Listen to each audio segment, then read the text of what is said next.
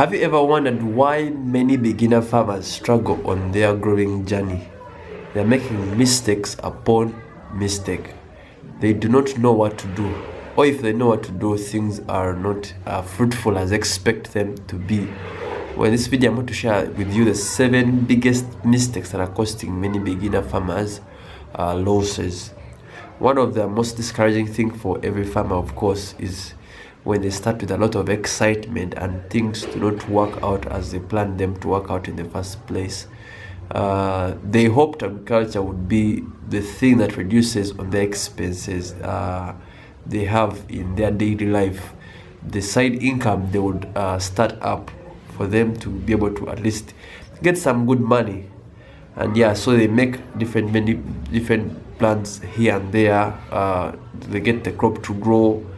Of course, they have an estimate of what they're supposed to be gaining or outputting from this agricultural venture, from the desired crop that they've decided to grow. And many times things fail out for many beginner farmers in their first season, and that's the reason as to why most people give up, because they start to think about the hard-earned savings they put in the business. Some people also get loans, by the way, to just start this thing. They put in money from their loans, they go to banks, they go to money lenders and get money, and so they put in this money and everything crumbles and they get disappointed in the end. And yes, every person makes those mistakes, of course, in the agricultural field. Anyone that is actually starting makes those many mistakes, and that's the reason, of course, that's why I started this channel, to help farmers to build a resilient character that helps them to produce the fruit they're supposed to produce, because we are not meant to give up on our venture when we started. That's the reason, of course, that's why I'm going to share these 7 mistakes that these people don't realize that have made them be where they are in their growing journey. Of course, I also had the same experience when I was starting out growing Irish potatoes for my client 3 years ago. We grew 4 sacks. Of course, we were excited about agriculture. We looked at the things that we would do, how we would place ourselves positioned in the market. We're thinking about, of course, starting a stall of a chips stall, like selling a chips restaurant, not stall specifically, but chips restaurant. We were planning to scale with time, of course. We said, let's start with these 4 sacks and then we'll scale, of course, with time and start our own thing. If we can provide our own Irish potatoes to our restaurant then. So we had these big minds to start off in this growing journey, and of course, personally, I pushed to get, of course, the best equipment to grow these Irish potatoes. I pushed to get the best fertilizers, the best pesticides. We went to, I made sure we went to the factories to get these fertilizers.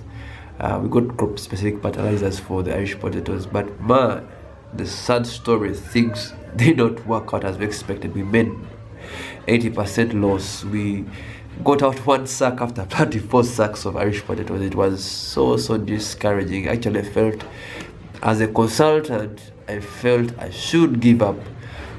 Interestingly, how the client that I was working with, of course, encouraged me to try out this thing the next season, and I realized we improved better when we sorted out the mistakes that we had on our first growing journey.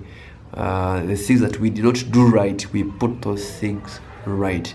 Actually, I realized after that loss that mistakes are not the reason as to why we should be giving up on our business venture that we've started, the business that we have hopes in that we to start. Of course, I'm not growing Irish potatoes with him by now. He invested into other things, but we improved with time. I left our contract with him, and but they are still growing Irish potatoes because I left the seeds there. And I realized mistakes are not the reasons for us to give up. Mistakes just show that we have gaps in our skills that we should be working on in agriculture. So when you have mistakes, when you do mistakes here and there, it's okay for every beginner farmer to make mistakes, and there's a first time for everything, and just use those mistakes to improve yourself to become better. So there are 7 mistakes that we made that I realized most beginner farmers are making and are costing them big losses. And mistake number 1 is starting alone. Most beginner farmers are making the mistake of starting alone, and yes, when you're starting, there are mistakes, of course, that you'll make personally that are understandable because you're starting a new venture. You've never grown any crop, you've never grown tomatoes, or never grown cabbages or any other vegetable crop, and it's okay. Those mistakes will always come through because you're learning something new. But there are mistakes you do not have to make because there's someone who has gone through the experience and has done those mistakes, and you learning from them would help you reduce such mistakes. I remember when I was starting to grow tomatoes from some other client as well, we just started, we did not know where the markets were, and we grew from we made our harvest, everything went out well, but in the end, at the last moment, we didn't know where to sell our tomatoes to, and the people to sell our tomatoes to. Of course, we ended up like we had a very big harvest, but the tomatoes were now rotting. We are now trying to finish to find people to buy our tomatoes, and if I'd at least tagged along with someone who was growing tomatoes, of course, for some time, they would let me know where at least to access markets first, how to position myself in the market. At least I'll know something about markets if I'd started with someone earlier. So don't make the mistakes of beginning alone. Find someone who's working in the field that you are working in. Grow with them, ask them questions how they're doing their things, and learn from them so that you are not beginning everything from scratch. Like I said, you will do some few mistakes because you are starting something new, but there are mistakes you do not have to do because someone experienced has gone through the same things, and you don't have to start from scratch. So that's mistake number 2. So the second mistake that many other beginner farmers make is focusing on the wrong thing, because most beginner farmers, when they're starting out, they think it's you having, knowing just what to do, knowing how to plant, knowing how to apply fertilizers, knowing when to apply them, how do I get the good harvests. Of course, those are important aspects for you to master when you're starting out your vegetable garden. But the most important thing for you to focus on when you are doing agriculture is focus on improvement of the skill. Agriculture is more of a skill rather than just growing crops and putting them in the soil. Of course, the soil does its work, but we need to have the skill enough to be able to work out these things so that we get the desired results. You need to know how to work with a team on your garden. You need to know how to maximize the resources that you have. You need to know how to lower the costs. You need to know how to put things together so that you're able to get the harvest that you want. So the focus that you should focus on, of course, for your first growing season is for you to be able to master. Use the first 3 growing seasons to become better at growing agriculture. The first season is for you to apply what they have told you. Do as they have said. As the guide has told you, do as they have told you. The person that you're growing with, or the activities that someone you've downloaded from the internet that show you how the activities flow, follow them to dot. Then the second season, use the second season to know where your gaps were, and then use the third season to stabilize in your production. By the time you reach the third season, I always guarantee you will be good at what you do. So your focus is to be able to improve yourself every other season. It's not just about getting the yield that you want, but it's about you becoming better. You should have indicators that are showing that you are actually progressing every other season. That will make you a better farmer that stands out every growing season that you enter in the field. So the other mistakes many beginner farmers do is that they do not treat what they do as a business. This is a common practice that I've seen amongst many beginner farmers. They are one farmer told me, yeah, as long as I get the yield that I want, I am not bothered about how much I'm spending money. Let me tell you, you will hate agriculture. You'll realize that you're spending actually too much money in this venture, and you're not tracking your costs, you're not tracking your expenses, and when bills at home start to pile up, that's when you realize that you are actually putting a lot of money in agriculture, and things will start to stress you. So you need to actually have a flow of how much am I putting into this business, how much am I expecting to get, because if you're not doing those things, you're going to enter business, you're not don't just enter this thing as with just excitement only, but enter with a deliberate decision, knowing that this is how much money I'm expecting to get from this business. Once I do this and that, this is how much I'm expecting to get. Let me enter knowing that of course there are risks that are involved, but let me enter knowing at least I expect to get this much, and I'm ready to cope up with the risks. Like I said, it's a business, and like all businesses, every business has risks. There's no business that you're going to do and you're going to run away from risks. We have weather risks, we have pests and diseases as our risks. So you need to know how to mitigate those risks so that you get the harvest that you desire. So treat your agriculture, you're not just doing casual work, you're not just doing charity work, that's what I meant, charity work, but you're doing this to get money. You're putting money, you're putting time, you're putting resources together. You don't want to waste your time, you don't want to waste your money, you don't want to waste your resources. So treat what you're doing as a business. Know your costs, know your inputs, find ways of mitigating them so that you get the harvest that you want. So the other mistake that many beginner farmers do, they opt for preventive measures. They opt for control measures over preventive measures. You see, it costs way high to control something that prevent it. When diseases have affected your garden to some level, you may apply pesticides as much as you want, but the effects of those pesticides will be very, very minimal. So it's rather wise for you at the earlier stages of your production, you input preventive strategy measures that help you to reduce that effects. Of course, we cannot completely eradicate diseases and pests from our garden or any other risks that may come through, but we can always control how those risks affect our harvest. Like you say, when you plant 100 plants, of course usually there's a provision of 70% of plants coming through. You should always know that you will not get 100% of those plants coming out because of other risks that are involved. So, but we have to manage how to control, to prevent those risks from having very, very many effects in our garden. So, for example, for diseases, you at least require to spray earlier when the plant has established, so that when the disease or pests are coming in, they are finding counteractive measures. You put like maybe sticky traps in your garden to reduce those effects. If you're fertilizing, you make sure you fertilize during critical stages.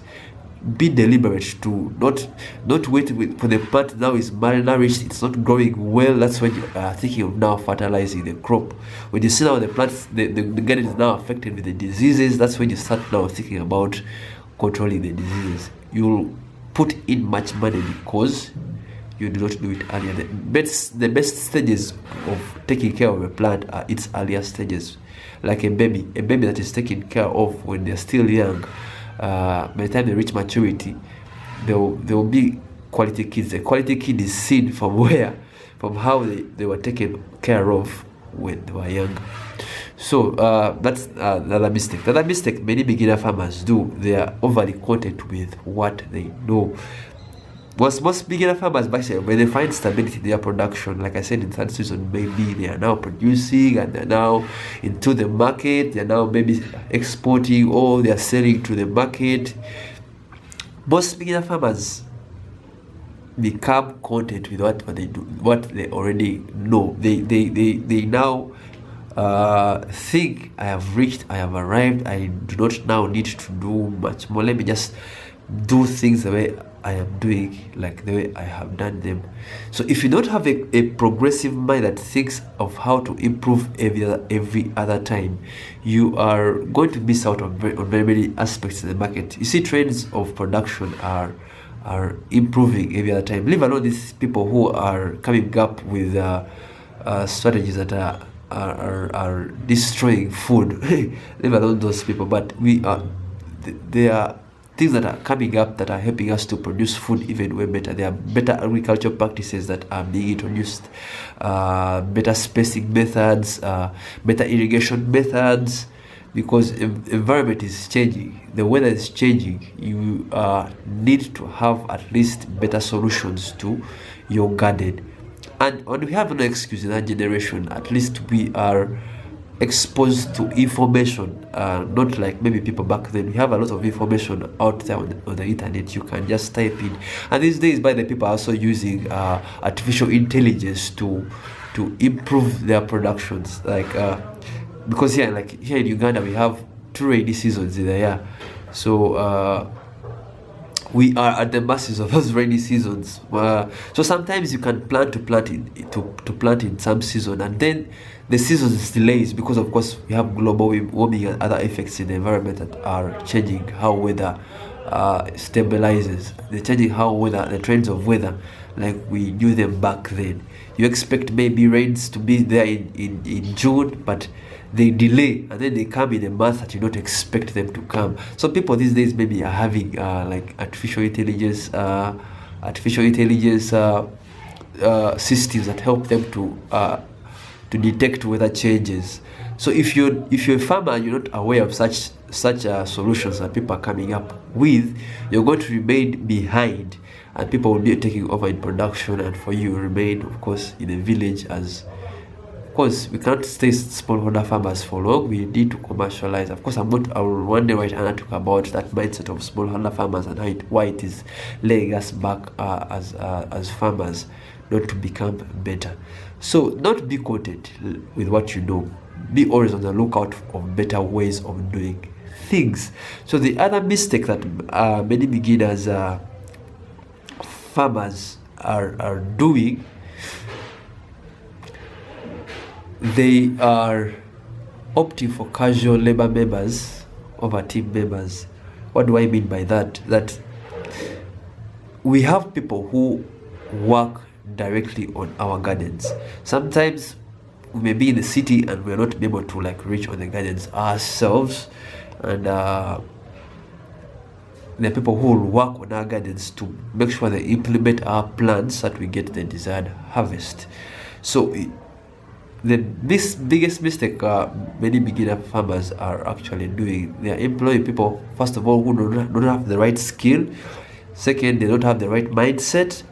And maybe thirdly, they don't know how to use the tools that are present on the farm. Of course, typically, every farmer that is employed on the farm, at least they should know how to dig.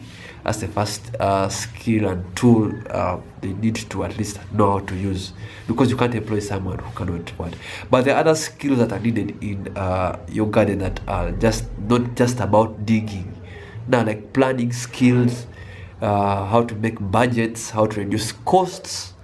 You need also those other skills in your garden. If you're looking at now growing commercially, if you're just not looking at now growing only a small garden that is going to cater for your needs at home, you want to start a garden that is going to produce way even higher than just producing from home. You need to upgrade your skills. So the people that you work on your farm, they need also to have the right mindset. They need to be motivated to a place where they're not just producing for that very season. They need to have a progressive mindset. How can we work for this person that is employing us that to a level that we are always progressing better and better? Because the thing is that most people that you are employing at your farm, it's either they're motivated just for the money they are getting, or they're just working as you have told them to do. So of course we need to pay people we employ at our farms or in our gardens on time. We need to pay them very well, not delay payments, because it's costing you. The people who are employing other people and they're not paying them their money, or they're delaying their payment, they're not paying them very well. please pay people you are employing on your farm or on your garden well. If you're not ready to pay people, do not employ them. So you make sure they have the right skills, make sure they have the right mindset. You need to motivate them beyond the money that you pay them, because if you don't motivate them to work beyond the money you pay them, you will of course I've written an article about that, how to make sure your team members work for you beyond the money that you pay them. Yeah, you can check it maybe in the description below. So they are team members. They need to have the right mindset, they need to know how to use the tools, they need to have the right skills. So if they don't have the skills, make sure at least you outsource the skills that they need. If they don't know how to apply fertilizers, please make sure you outsource that knowledge. If they don't know how to apply for pesticides, outsource that knowledge. Make sure you have all the knowledge necessary for you to get the harvest that you want. Yeah, we should not just be people who are just producing anyhow on our gardens. We should be deliberate about our production on our gardens. So the other mistake that many beginner farmers are doing that is costing them way high is that they don't grow from the market. They don't grow from the market, because that's the mistake that, like I said when I shared earlier, that's the greatest mistake that I did when I was starting out with the grew tomatoes. We did everything well, we applied everything well, and we got a very good harvest. But the mistake that we did growing those tomatoes is we did grow from the market. We didn't know what the market wanted. We didn't know what we had to do for this market to accept our produce. Also, we did not know where the markets were. We didn't know which people we were to sell to after we are done producing. We were just excited about growing. You see, you can be excited about your growing. You grow very well. You know the skills. You master the skill of growing well. You master how to manage your nursery. But in the end, you're doing business. You must know the person that you're going to sell to what you are growing. So if you're not deliberate about that, you're going to make very many mistakes. You're going to have very many post-harvest losses. You grow your tomatoes very well, you have a good harvest, but when it comes down to a person to sell to your harvest, you'll have no one to sell to your harvest, and you'll make losses there. Because like I said, we came into this thing to do business. If it is business, it must be business. So find out your markets. Go and find out your markets. Ask around who where other people are selling. There are 4 places that I know you can find your markets. Go and find out for people who are doing the same crop that you are doing in your area. People, if you're growing tomatoes, find out from someone who's growing tomatoes within your area. The other thing you can do is go to the people who sell agricultural inputs. Those people know at least some information, because they are able to sell to very many farmers within that place, and they also reach out to markets. So people who sell agricultural inputs, they sell fertilizers, pesticides, gumboots, all those things.